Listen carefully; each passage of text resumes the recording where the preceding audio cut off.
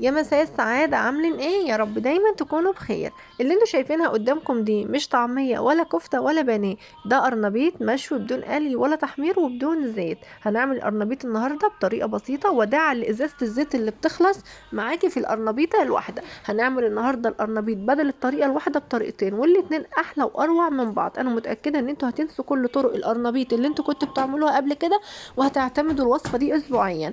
لو اول مره بتشوفوني انا رنا، ما تنسوش تعملوا لايك للفيديو، تشتركوا في القناه، ويا ريت تفعلوا الجرس، اختاروا الكل عشان يوصل لكم اشعار بكل فيديو جديد انزله. اتمنى ليكم مشاهده ممتعه، ويلا حالا نبدا في فيديو النهارده. معايا هنا قرنبيطه، هبدا ان انا اشيل الفرع الاخضر ده او الورده بتاعتها من فوق كده، وعشان اقطعها بقى بكل سهوله الحته اللي في النص اللي انتوا شايفينها قدامكم دي، هفحر عليها كده بحرف السكين، او هنزل بحرف السكينه كده من قدام، احوط عليها كده تخرج كلها، وتلاقي كده زهره القرنبيط بقت بسهوله اتفصصت قدام مننا. دي يعني اسهل طريقه بحب ان انا دايما اعمل بيها القرنبيط. هنبدا بقى نفصصه كده واحده واحده. هو على فكره الحجم مش هيفرق معانا كتير، يعني قطعي اي تقطيع عشوائيه مش هتفرق. ميه بقى بتغلي على النار، هنزل بمعلقه من الملح، وهبدا انزل بالقرنبيط بتاعنا. انا عايزه اسلقه كويس قوي، عايزاه يكون مسلوق مستوي جدا، مش هيكون ناقص سوا ولا حاجه. اعملي بقى الكميه حسب اللي انت عايزاها. انا مش هعمل القرنبيطه كلها لانها كانت كبيره، هعمل نصها بس. المهم ان هو يتسلق كويس، وزي ما قلت لكم قطعي اي تقطيعه مش هتفرق.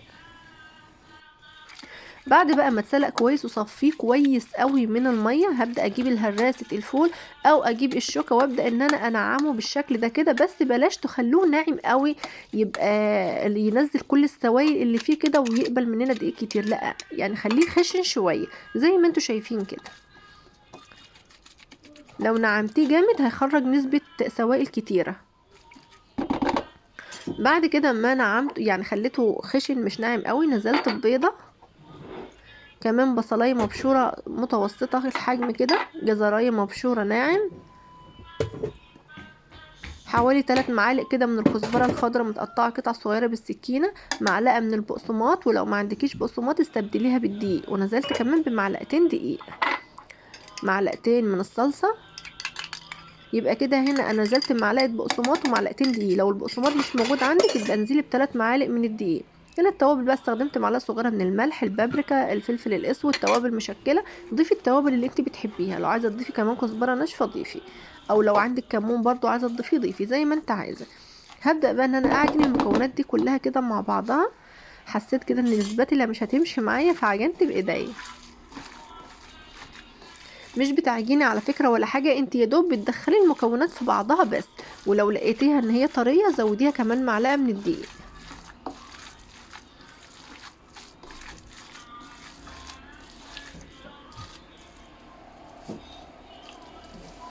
لو لقيتي بقى حتة كده من القرنبيط كبيرة مبالغ فيها اعمليها بايديكي.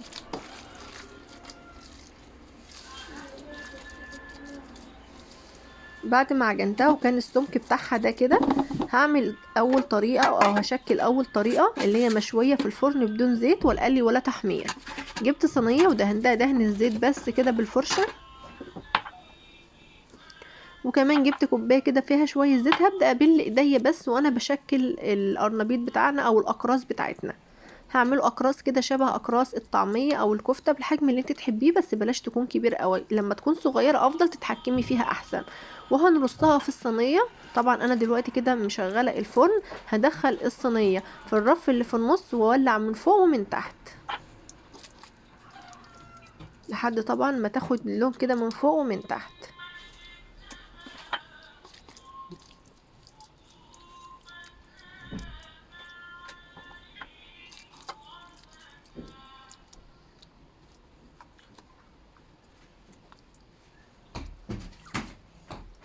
ببل ايديا بالزيت كده وببدأ ان انا اسويها وبخلي سمكها مش رفيع قوي ولا سميك قوي، سمكها زي ما انتوا شايفين كده.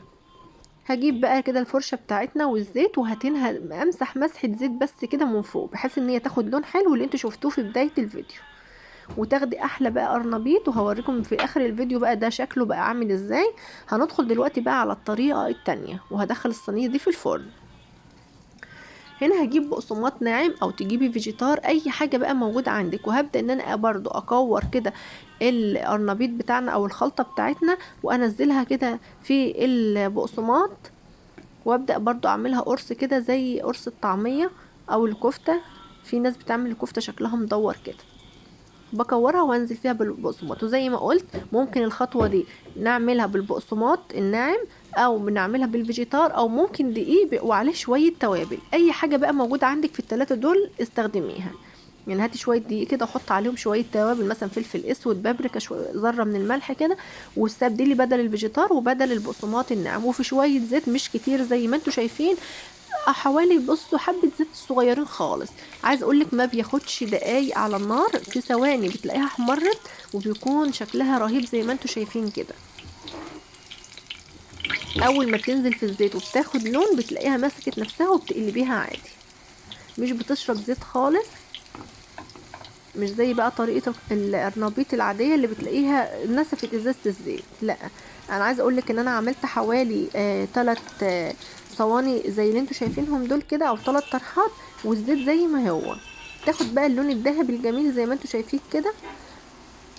وعلى فكرة ما تعليش النار عشان ما تاخدش لون بسرعة وتكون لسه ما استوتش، يعني خلي النار متوسطة، بس طبعا ما تنزليهاش في الزيت غير لما الزيت يبقى ساخن.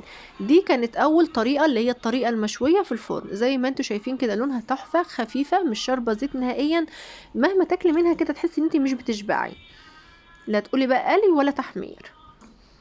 الطريقه التانية بقى اللي احنا حمرناها، عايزه اقولك فعلا ما شربتش زيت خالص، طعمها تحفه. لو تقولوا لي مين الافضل فيهم، الطريقه المشويه في الفرن او المقليه دي، الاتنين يا جماعه احسن واروع من بعض بجد تحفه. انا متاكده ان انتوا لو جربتوها دايما هتعملوا القرنبيط بالطريقه دي تاكلوها بقى جنب اي عيش طري او جنب الرز حكايه. اتمنى السعاده والتوفيق للجميع، ما تنسوش تعملوا لايك للفيديو. هسيبكم في رعايه الله، والسلام عليكم.